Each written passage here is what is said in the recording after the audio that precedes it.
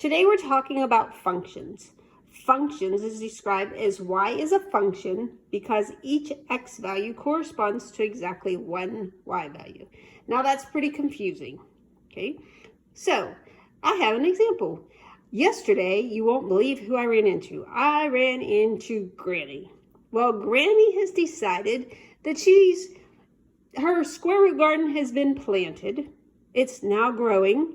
And she's decided that she's going to plant some money trees. So she's invested in some money trees. She has pink ones, yellow ones, and green money trees. So today we're going to talk about Granny planting her money trees. So Granny has 12 spots to plant her money tree. How many trees can she plant in one? She can only plant one tree in one hole. You can't plant two trees in one hole, so you can only plant one tree. So what we're going to do is we're going to help Granny plant her tree. So up here, we're going to say in spot number 1, she's going to plant a pink money tree.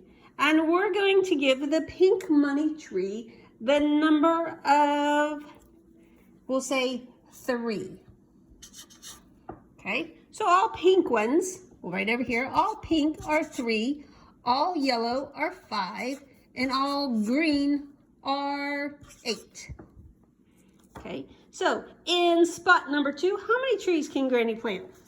Only 1. She can only have 1 tree in that spot. So she's planting a green tree. So in spot number 2, she's planting a green tree, which we gave the label of 8. So there is tree number 2. In spot number 3, she is planting another tree. And this time it's going to be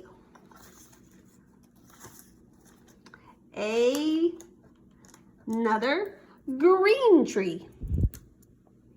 So in spot number 3, she planted another green tree, which is another 8. Okay, now she's going to go down and she's going to plant one in let's pick number 8. Okay, number 8, she's going to plant a yellow tree. So in number 8, let's go up here. In number 8, she plants a yellow tree, which is number 5. And let's help Granny plant 2 more trees. Let's do number 12. Number 12, she's going to plant a green tree. Boy, she's getting rich. I wish I was Granny. Number 12, she plants a green tree. So coming back up here, we're going to write it up here. Number 12, green tree is 8. And one more. And this one can go in number 7. So she plants a pink tree and number 7. So right here, we're going to put 7. Pink is 3.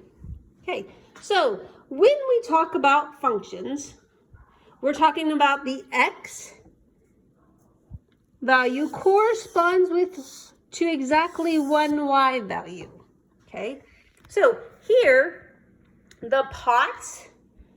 these pots represent our x values. So this is our 1x, 2x, 3x, 4x, 5x, 6x. Those are our x values. Now our trees represent the y values. If you look, we can have multiple y's because here we have 3 8s, 2 3s, and a 5. We can have multiple y's, but only one x. So 1x has to correspond with 1y. 1x has to correspond with 1y. 1x has to correspond with 1y. Okay, when we talk about x values corresponding exactly 1y, that's when we say all the x's can only have one spot. Now, can you have multiple y's? Yes, but you can only have one x. So if we look at all of our x's, And in functions, you always look at x's. And if x's repeat,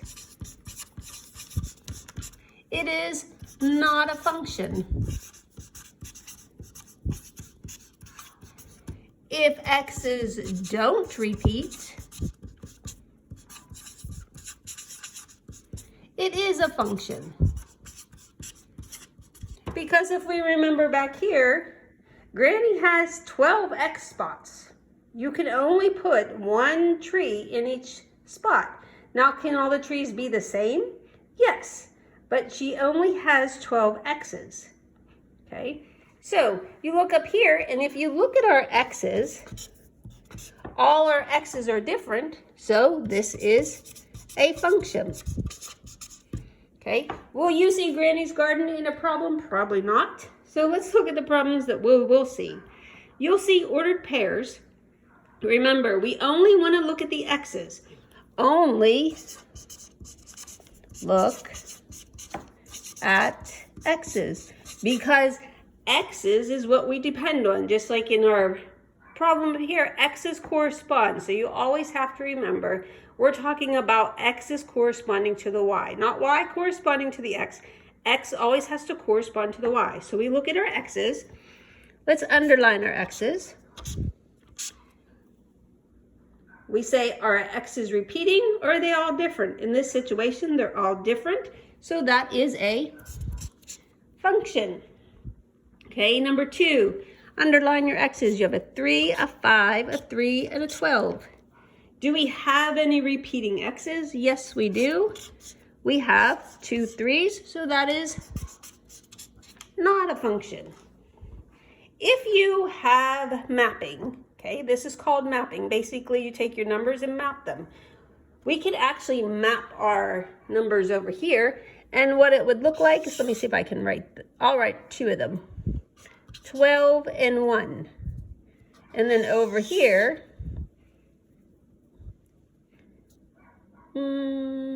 12 went to 8, 1 went to 3. Okay, so that's basically what they're doing. They're just taking this, and this is your X column, and this is your Y. So you can actually take these out and rewrite them. So 1 goes to 5, 2 goes to 5, 2 goes to 6, and 2 goes to 7. If we pull those out and we look at our X's, do they repeat or not? Yes, they repeat. So if they repeat, it is not a function. Okay, let's look at this one. Let's pull the numbers out. 1 goes to 4, 2 goes to 4, and 3 goes to 5. We look at our X's. Do they repeat? No, they're not. So it is a function. And the last type that you'll see in problems is a graph. In a graph, you do the vertical line test. Okay, that's when you draw vertical lines on your paper. If your vertical line touches the graph line one time and one time only, it's a function, and that means it passes the vertical line test. If you draw a vertical line and you can draw 2 dots because your vertical line touches the graph line twice, then it's not a function because it failed the vertical line test. So again, these are functions. Function is, Y is a function because each X value corresponds to exactly one Y value. Always remember Granny's square root garden. Granny has 12 X's. You can only put one money tree in a pot. She can only plant one money tree. Now, can they all be the same money trees? Yes, but she can only have one X to one Y. You can only put one Y into one X. So these are her X's, and these are her Y's. Okay, so again, you can have one X The basic thing is you look at all the x's. If the x's repeat, it's not a function. If the x's don't repeat, it is a function. And this is functions.